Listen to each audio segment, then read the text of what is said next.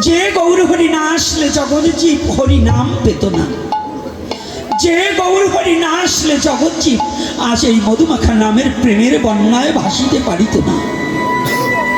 যে গৌর হরি না আসলে কলিহত জীবের মুক্তির পথ কেউ দেখাতে পারত না।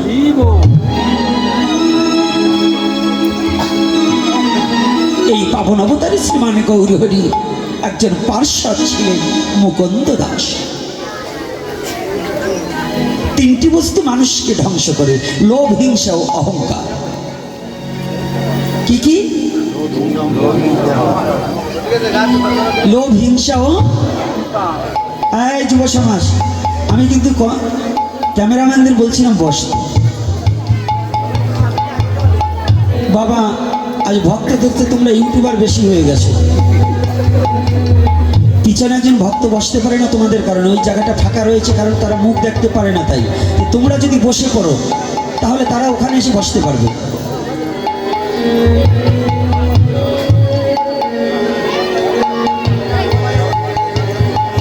যদি কোনো অহংকারের সৃষ্টি হয় তাহলে তার বিনাশ হবে।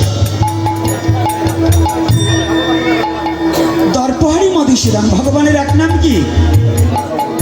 মধুসূদন। দর্পহারি মধুসূদন। যদি কারোর হৃদয় মাঝে দর্প থাকে, দর্পকে ভগবান চূর্ণ না করা পর্যন্ত ভগবান ক্ষান্ত হন না, শান্ত হন না। প্রতিটা জীবের হৃদয় মাঝেও যদি কোনো দর্প থাকে, আমার ভগবান দর্পহারি মধুসূদন তার হৃদয়ের দর্পকে চূর্ণ করার নিমিত্তে যে না কোনো উপায় সে বের করে দেবে।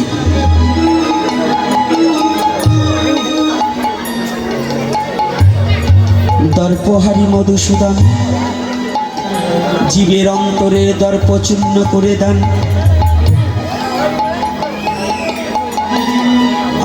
আজ ভগবান গৌর হরির সপার্ষদ মুকুন্দ মুকুন্দ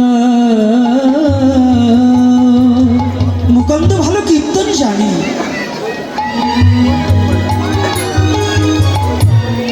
ভালো কীর্তন জানি মুকুন্দ। যারা যারা আপনাদের মধ্যেও দেখবেন, আপনাদের গ্রামাঞ্চলে যারা ভালো একটু কীর্তন জানে না, ওদের তেল মারতে হয় বেশি। অন্তত 50 বার বললো কীর্তনীকে, যাও একটু কীর্তন করো। তা আমরুকে আমার এ কাজ আছে ও কাজ আছে। আপনাদের কীর্তনীয়রা ভালো, আমাদের দেশে এরকম করে।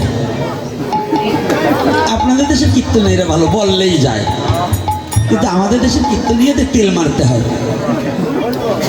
ভাবে আমি না গেলে তো হবেই না। কি এরকম ভাবে না? এটা কি এক প্রকারের অহংকার নয় কি বাবুল? এই যে গ্রামে যারা কীর্তন কমিটি আছে না, এই কীর্তন কমিটির সভাপতিরা যারা, অনেক সভাপতি, সবাই না, কিছু কিছু সভাপতি আছে কি জানেন, যে সভাপতিরা, ওই সভাপতি ভাবে যে আমি না গেলে বোধহয় কীর্তন হবে না।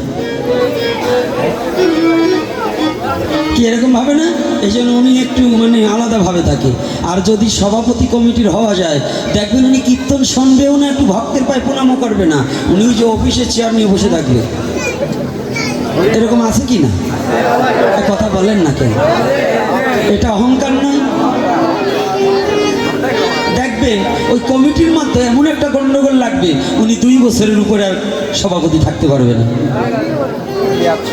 বলেন তো কেন? ভগবান বললেন, তুই যদি চেয়ার নিয়ে বসে আছিস, আমার ভক্তের চরণে তোর মাথা নত করিসনি, এটা তোর এক প্রকারের অহংকার। এই অহংকার আমি তোর চূর্ণ করে দিলাম, তুই সভাপতি হতে পারবি না।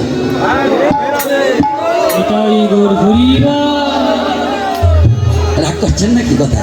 আবার সভাপতি, এই জায়গায় সভাপতি থাকলে আবার ভাইবেন না আপনারে বলছি। কারণ আর যদি আপনি এরকম করে থাকেন তাহলে আপনারও বলছি, যদি কইরে থাকেন তাহলে আপনারও বলছি।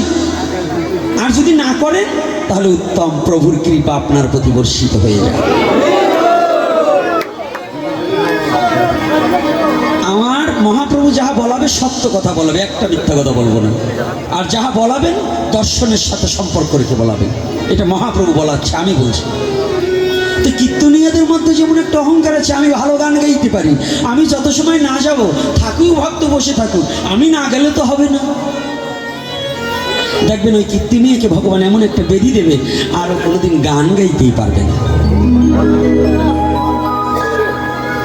কেন দিচ্ছি?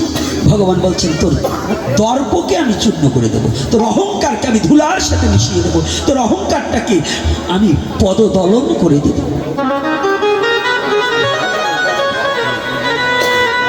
ধর্মকে টিকিয়ে রাখতে হলে যেখানে অহংকার আছে, যেখানে হিংসা আছে, যেখানে প্রতিহিংসা আছে, সেখানে কখনো ধর্ম বৃক্ষ বেঁচে থাকতে পারে না।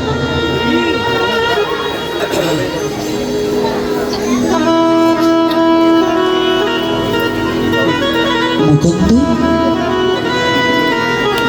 মনে মনে অহংকার করছে, মুকুন্দ ভালো কীর্তন জানে। আর মহাপ্রভু আদতেও মুকুন্দ যখন কীর্তন করি একবারে নয়ন দুটো অপলক নয়নে মুকুন্দর বদন পানে তাকিয়ে থেকে মহাপ্রভু আমার ওই কীর্তন শ্রবণ করে আর নয়নের ধারায় বক্ষ প্লাবিত করে যায়।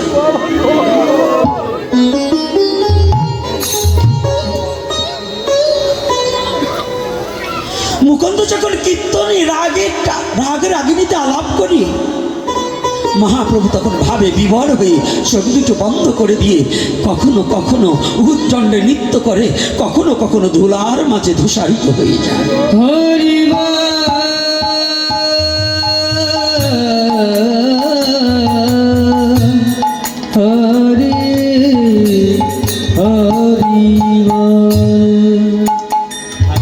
কিছুদিন যাওয়ার পরেই মুকুন্দ মনে মনে চিন্তা করছে, তাই তো প্রভু বোধহয় আমার কীর্তন ভালো শোনে, তাহলে আমি বোধহয় খুব ভালো কীর্তন করি, আমার কীর্তন ছাড়া প্রভু আর কারো কীর্তন পছন্দই করে না।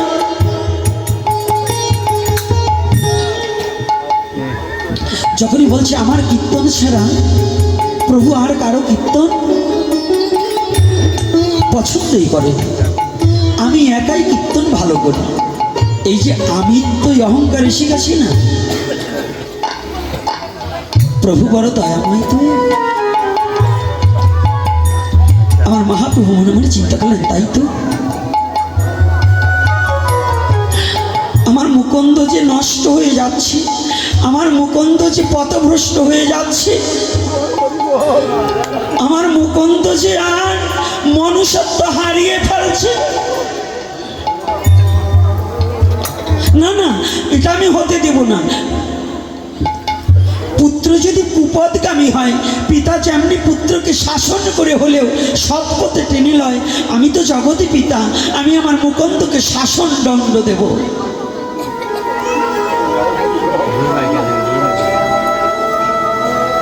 আমি শাসন দণ্ড দেব, শাসন করব।